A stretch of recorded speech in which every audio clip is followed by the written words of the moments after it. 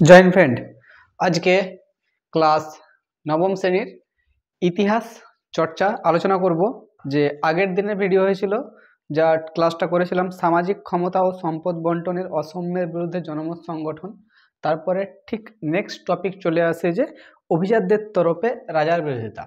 আমরা যে অভিজাত জাতি দেখেছিলাম, এই জাতিতে গুরুত্বপূর্ণ মানে স্থান এদের হাতে, যেমন রাজার মন্ত্রী, সেনাপ্রধান, বড় বড় মানে কারিগর যত এদের আন্ডারেই থাকতো, মানে এদেরকে যা বলতো, মানে এরা কোনো কর নেওয়া দেওয়া করতো না, এরা নিজের মতো থাকতো, বাঁচতো। এরা 6%-এর মধ্যে পড়তো, তোমাদেরকে আমরা আগের ভিডিওতে বলেছিলাম। তো যখন কি হলো, পঞ্চদশ লুইয়ের পর ষোড়শ লুই, এখানটায় ষোড়শ লুই মানে ওর নাম হচ্ছে লুই আর ও 16 নম্বর, তার জন্য ষোড়শ লুই বলছি। ষোড়শ লুই কি করেছিল, ফরাসির প্রথম মানে ইয়াং, মানে একবারে রাজা, মানে অল্প বয়সী রাজা হয়, এবং তার সঙ্গে মানে চ্যালেঞ্জ হয়ে যায় যে সমাজে এরকম ছোট নিচু উঁচু মানে এরকম মানুষ আছে, আমি কি করে সবাইকে সমান নিয়ে আসবো, সমান চোখে কি করে দেখবো। তার জন্য তো এবার তো আমাকে কোনো নতুন কিছু নিয়ম কানুন চালু করতে হবে। তো কি বলছে দেখো, তোমাদের কাছে যদি বই থাকে, ইতিহাস বই তোমরা খুলে নাও, আমি ইতিহাস বই দেখেই বলছি।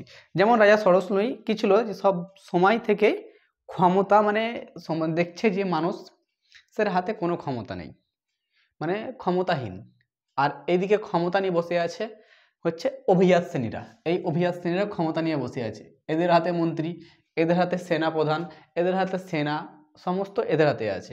তো কি করে কন্ট্রোল করা যায়, কিন্তু প্রথম দিকে ও সেরকম কোনো ধ্যান দেয়নি, সেরকম কোনো কি ধ্যান দেয়নি। তো তার ফলে কি হয়, তো ধ্যান না দেওয়ার কারণে যে একটা গুরুত্বপূর্ণ ঘটনা ঘটে, যে ফরাসি পার্লামেন্টের মনোনীত অভিজাত সদস্য নিয়ে গঠিত হয় একটি কাউন্সিল। যেমন এটা একটা পার্লামেন্টের একটা কাউন্সিলিং তৈরি হলো, এখানে থাকে অভিজাত শ্রেণীরা ছিল, ধরো বেশি ছিল। তো কি বলছে, কাউন্সিল,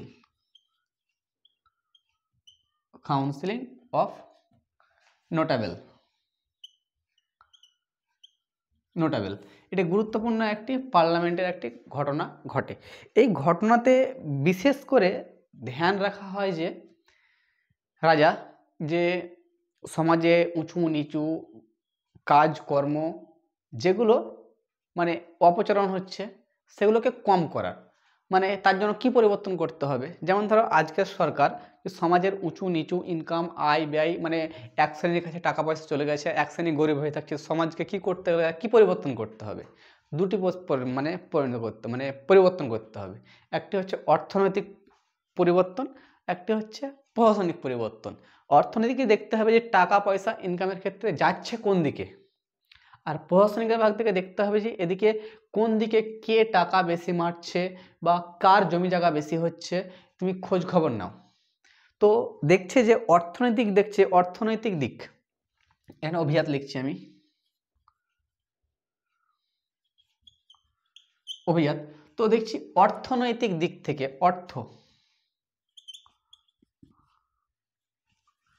অর্থনৈতিক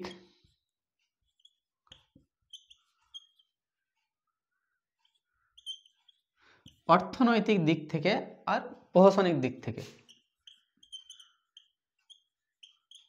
প্রশাসনিক দিক, এই দুই দিক থেকে কিন্তু যেদিকে নিয়ম কানুন যদি আমি বানাতে যাই যদি, তো এই অভিজাত শ্রেণীর দিকে কিন্তু ক্ষতি হচ্ছে। যেমন ধরো কোনো কিছু কোম্পানির একটা আইন বার করছে, অর্থনৈতিক আইন বার করছে যে এই কোম্পানিতে 10,000 টাকা, ধরো আজকের দিনে 10,000 টাকা স্যালারি হবে, 10,000 টাকা কী হবে, স্যালারি হবে। এটা হচ্ছে অর্থনৈতিক। আর প্রশাসনিক দিক থেকে হচ্ছে যে এই সঠিক, যেমন 30 তারিখে যেমন হচ্ছে 30 তারিখ বা 30 তারিখে হয় 1 তারিখ, এই তারিখের মধ্যে কিন্তু টাকাটা এর শ্রমিকের হাতে পড়ে যায়, এটা পরিবর্তন করছে। তখন যে অভিজাত শ্রেণীতে বড় বড় কোম্পানি হোক, মন্ত্রী হোক, আর্মি হোক, মানে সেনাপ্রধান হোক, এদের কিন্তু কলজাতে আঘাত লাগছে। কেন আঘাত লাগছে, সরকার কেন বা রাজা কেন নতুন নিয়ম নিয়ে আসবে এরকম করে, যেরকম চলছিল সেরকম চলুক না কেন, যেমন আজকের দিনে এখনকার যেমন নিউজ খবর চলছে, ধরো মনে করো যে বড় বড় কোম্পানিগুলো আছে, এই কোম্পানিতে সিইও সিইও সিইও এদের স্যালারি হয়ে যাচ্ছে 50 কোটি, 50 কোটি, 50 কোটির স্যালারি হয়ে যাচ্ছে। কিন্তু এদের যে কর্মচারী আছে তাদের কি হচ্ছে ইয়ারলি 4 লাখ, 4 লাখ। কেন হচ্ছে? তোমার সিইওর এক বছরে বেড়ে যাচ্ছে তোমার 10%, মানে 10% কত, এক বছরে 10% হচ্ছে 55 কোটি হয়ে যাচ্ছে। কিন্তু এর বাড়ছে 2%, 3% বাড়ছে। যদি 2% বাড়ে তো কত হবে? 4 দুগুণে 8,000 হবে, খুব জোর। 4 লাখ থেকে 4 যদি 2% বাড়ে, লাখে 2,000 যদি হয় তো 4 দুগুণে 8,000 হবে, তো 4,08,000 বাড়ছে। তো এই নিয়মগুলা যখন বার করবে, যখনই কোম্পানি তরফ থেকে, মানে সরকারের তরফ থেকে কোম্পানির জন্য, তখনই কিন্তু এই অভিজাত শ্রেণীদের কলজায় আঘাত লাগে। তখন কিন্তু এই নিয়ম কারণ ওরা কিন্তু মানতে পারে না, যে আমাদের বিরুদ্ধে আমরাই সরকার, মানে দেশ চালাচ্ছি, আমরাই সব কিছু করছি, আমাদের বিরুদ্ধে নিয়ে আসবে, এটা হতে পারে না। তার জন্য এরা কি করতে লাগলো, যে বিদ্রোহী ওঠে।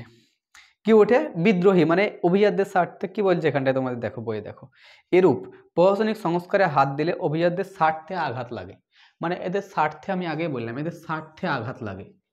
এদের আঘাতের জন্য বাঁচার জন্য আর কি করতে লাগলো? তারপরে বলছে যে এরা যে বিদ্রোহী করে উঠলো, যেমন 1788 খ্রিস্টাব্দে, 1788 খ্রিস্টাব্দে কি হয়? বিদ্রোহ করে ওঠে, বিদ্রোহ করে ওঠে। এবং বিদ্রোহের মূল কারণ হচ্ছে যে এই সমাজে পরিবর্তন করতে চাইছিল রাজা সরসলুই, কিন্তু অসফল হয়। এবং এই বিদ্রোহ করার কারণে কিন্তু অনেক ক্ষতি হয় রাজার। যে সমাজে বিশাল পরিবর্তন নিয়ে আসে, সেটি হচ্ছে একটি গুরুত্বপূর্ণ, তাকে বলছি আমরা হচ্ছে ভিজি নামক স্থানে। ধরো এরকম একটা স্থান ছিল, ভিজি নামক স্থান। আমি এটা মিটাই প্রথমে, তা না হলে কিন্তু বুঝতে পারা যাবে না। যেমন ধরো এটা হচ্ছে, বুঝতে পারলে এটা তো,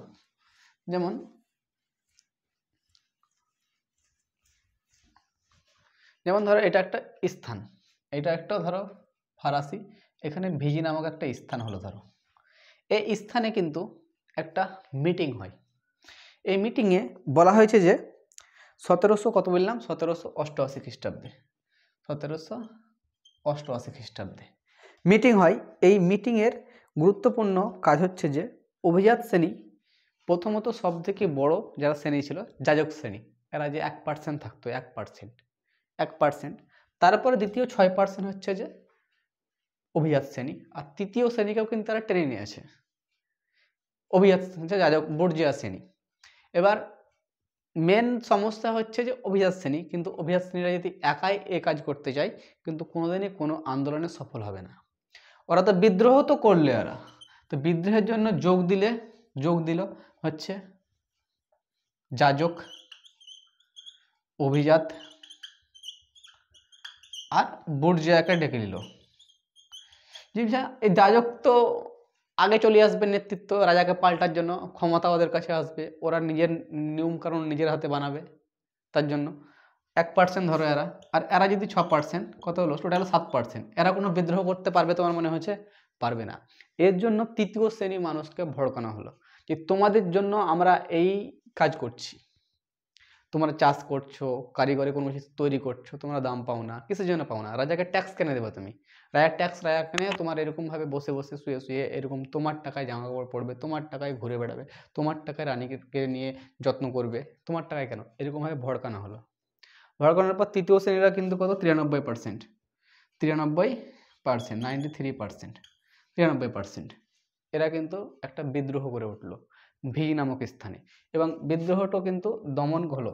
এবার বিদ্রোহ যখন হবে, যখনই কিসের জন্য বিদ্রোহ হচ্ছে, তখন তো একটা ঘটনা লাগবে, সেই ঘটনাকে বলছে এবার যে, এবং পার্লামেন্টে অবশেষে 1700, এক বছর পর 1789 খ্রিস্টাব্দে কিন্তু এই স্টেট জেনারেল, যে পার্লামেন্ট আছে, পার্লামেন্টের নাম হচ্ছে স্টেট জেনারেলসে মেনে নেওয়া হলো।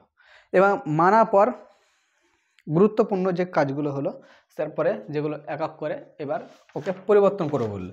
কিন্তু ফ্রান্সের রাজার আর্থিক সংস্কারের বিরুদ্ধে 1788 খ্রিস্টাব্দে যে অভিজাতদের বিদ্রোহ এবং অভিজাত বিপ্লব হয়েছিল, এই বিপ্লবের ফলাফল বিশ্লেষণ করতে গিয়ে হচ্ছে ইগ্রেট কয়েকটি বিশেষ দিক লক্ষ্য করেছে। কারণ যে আর্থিক এবং প্রশাসনিক সংস্কার করছিল তার মধ্যে রাজারও একটি গুরুত্বপূর্ণ ভূমিকা ছিল। যেমন আর্থিক সংস্কার করার ক্ষেত্রে, যেমন হচ্ছে আমি ইকোনমি লিখছি, ইকোনমি মানে আর্থিক সংস্কার যদি করা হয় তো যে 6% ছিল, যার 6% ছিল, 6% অভিজাত শ্রেণীরা, এরা কোনো ট্যাক্স দেয় না, বা কর দেয় না। তো এদের কাছ থেকেও কিন্তু ট্যাক্স নেওয়ার কথা ছিল, কিন্তু কি হলো যে এরা নিজের স্বার্থে আঘাত লাগছিল এদের, তার জন্য এরাকে কি করলো যে এই বিলি বাদ দিয়ে দাও, আমরা ট্যাক্স দেবই না, আমরা এ কাজ করবোই না। যেমন আজকের সমাজে যেগুলো চলছে ধরো এরকমভাবে কিন্তু চলছিল, কিন্তু এরা নিজের ঠিকঠাকভাবে বাঁচার জন্য অপরকে কিন্তু ঢেকলে দিচ্ছে, সমাজকে আগে নিয়ে যাচ্ছে। যেমন এরপরে কি হলো, রাজতন্ত্রকে বলছে অভিজাতদের বিদ্রোহ ফরাসি রাজতন্ত্রের মর্যাদা ও রাজার স্বৈর ক্ষমতার ভিত ভেঙে যায়। যেমন রাজা যেমন বলছিল রাজার হাতে সর্বজ্ঞানী, রাজা হচ্ছে ঈশ্বরের প্রতিনিধি, রাজার হাতে সমস্ত ক্ষমতা, এই বিদ্রোহের ফলে কিন্তু ওর যে ভিতটা ছিল সেটা কিন্তু কমে গেল। তারপরে কি বলছে, অভিজাতরা তারা বিশেষ অধিকার আগলে রাখার চেষ্টা না করলেও বুর্জোয়া তাদের বিরুদ্ধে হচ্ছে বিদ্রোহ করতো না আর বৈষম্যর প্রাচীর ভাঙতো না, কারণ তাদেরকে সান্ত্বনা দেওয়া হয়েছিল, মানে এরকম করবো আমরা, এরকম রাজাকে হাঁটার পর বিভিন্ন পদ নিয়ে আসবো, সেগুলোকে এই অভিজাত বুর্জোয়া শ্রেণীকে ভরবো, এখানটায় রাজনীতিতে তোমরা অংশগ্রহণ করতে পারবে, এরকমভাবে কিন্তু আশা দিচ্ছিল, প্রতিশ্রুতি দেওয়া হয়েছিল। তার ফলে কি হলো, এরা কিন্তু মানে অভিজাতরা রাজার বিরুদ্ধে বিদ্রোহ করলো, কিন্তু এই মানে অভিজাতদের বিরুদ্ধে বুর্জোয়ারা কিন্তু বিদ্রোহ করতে পারবে না এই নেতৃত্বে। তারপরে বলা হলো যে, এবং 3 নম্বর, অভিজাতদের চাপে স্টেট জেনারেলের অধিবেশন আহ্বান হয় এবং এর থেকে বুর্জোয়াদের দাবি এবং অভিযোগ সম্পর্কে সচেতন হয়ে ওঠে এবং রাজা যে কী কী দাবি চাইছে, আমি কী করতে চাইলেও আমি করতে পারবো না। যেমন ধরো আজকের দিনে যদি আমাদের যে মুখ্যমন্ত্রী আছে বা প্রধানমন্ত্রী আছে, কিছু কিছু কাজ ইচ্ছে করলেও কিন্তু পারবে না। যেমন মনে করো যদি আমি বেসরকারি যেগুলো আছে, ধরো কোম্পানি আছে, আইটিসি, টিআইসি যেগুলো আছে, ধরো টিসিএস, এদেরকে যদি মনে করি যে আমি এদের যে এমপ্লয়ারগুলো যেগুলো আছে এদেরকে বেশি করে টাকা দিয়ে করাবো, কিন্তু সরকার চাইলেও কিন্তু পারবে না, ইচ্ছে করলেও পারবে না, কারণ ওই সরকারের বেসরকারি হাতে, ও একটা আলাদা সংস্থা, সরকার মানে নিয়ম তৈরি করতে পারবে, কিন্তু ও একটা তো কোম্পানি, ও একটা কিছু নিয়ম তৈরি করবে, ওই নিয়মে কিন্তু বেঁধে দেবে। সেই একই ব্যাপার হচ্ছে, অভিজাতরাও কিছু নিয়ম তৈরি করছে রাজার বিরুদ্ধে, রাজাও কিছু অভিজাতদের বিরুদ্ধে নিয়ম তৈরি করছে। এইভাবে সমাজ একে অপরের মধ্যে পিছিয়ে যায়, বিশেষ করে ধ্যান রাখে। এবং নেক্সট টপিক হচ্ছে যে স্টেট জেনারেল নিয়ে রাজার সঙ্গে তৃতীয় শ্রেণীর সংঘাত কী করে হলো। তো আমরা দেখলাম যে অভিজাতদের কথা হলো দ্বিতীয় শ্রেণী ছিল, এরপরে নেক্সট আমরা দেখব তৃতীয় শ্রেণীর সংঘাত কী করে হয়েছিল। জয় হিন্দ।